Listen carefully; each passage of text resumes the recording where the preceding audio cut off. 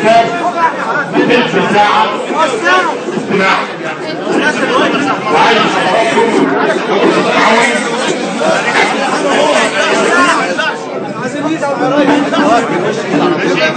النقيضة يا جماعة احنا في الساعة احنا جايين من الأطفال من الساعة 6 هنا بتسجلوا البيانات والأرقام والمعلومات اللي أنا هقولها. اذكروا في 2010 في نهاية 2010 خرج قانون أو مشروع قانون لتعديل بعض أحكام الشرطة القضائية. يا أستاذ فراعينا نقطة المشروع كان رقمها 18.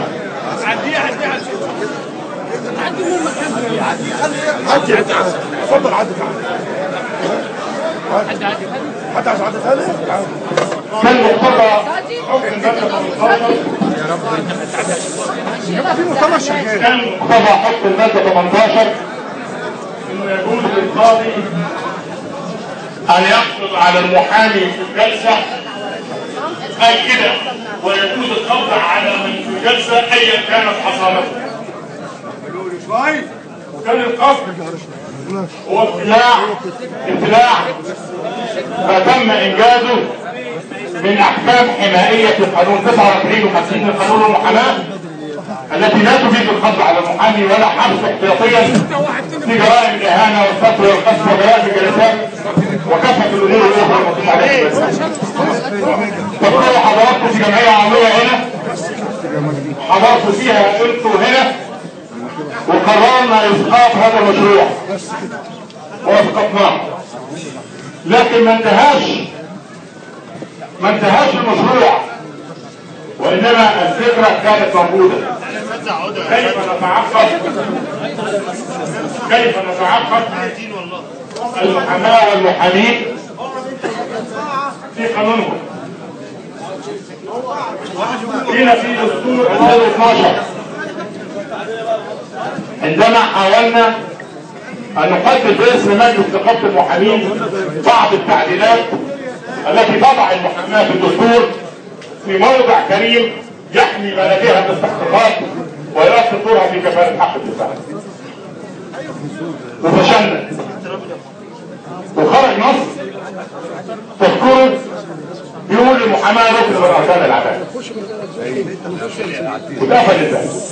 هتعدي فين خلاص بعد جاء مشروع اقعد يا رئيس عرفنا يا بتاع يا بنتي اقعد يا فندم نعم الدستور ونعم التحرير اقعد يا فندم ونعم كل حاجه اعملها انت دستور وقانون يمشي انت قانون اقعد يا فندم ابراهيم يا فندم ابراهيم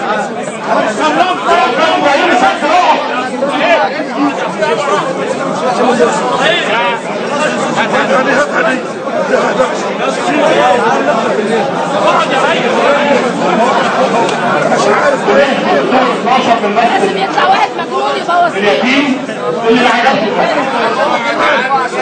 جينا في 2013 وبعد ثورة 30 يونيو نتكلم عن استحقاقات المحاماة.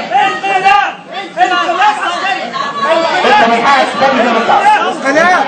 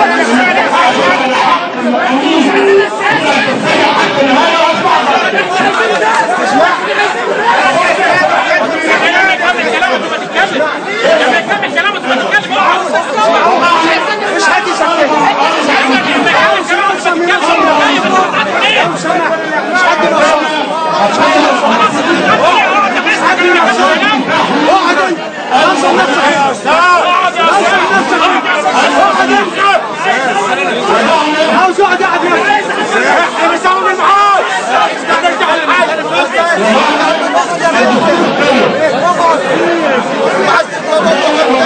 35 سنه المهنه مستني ست معاد حرام عليك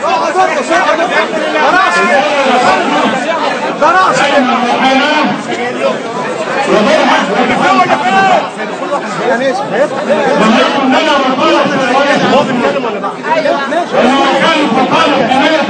بس ما فيش رأس بقى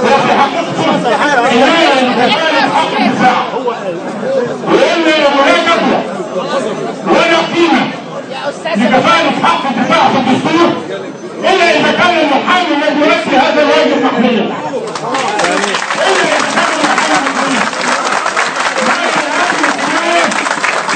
من تتحقق كفاءة حق الدفاع؟ المحامين المحبوسين المحامين المحبوسين اللي حد فين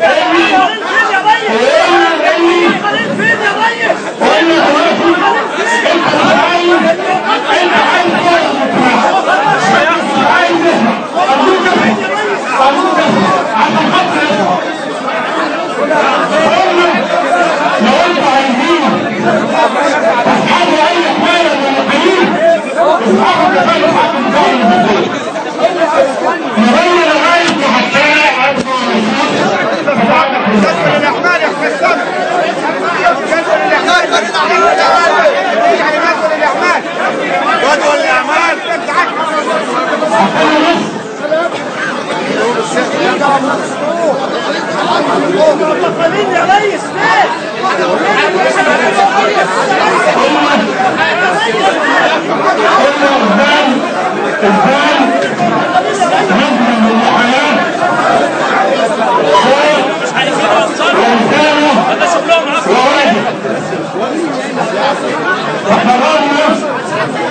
النص الذي يتعلق بالمطلوب عليهم أن يحضر معهم المحامي وجوها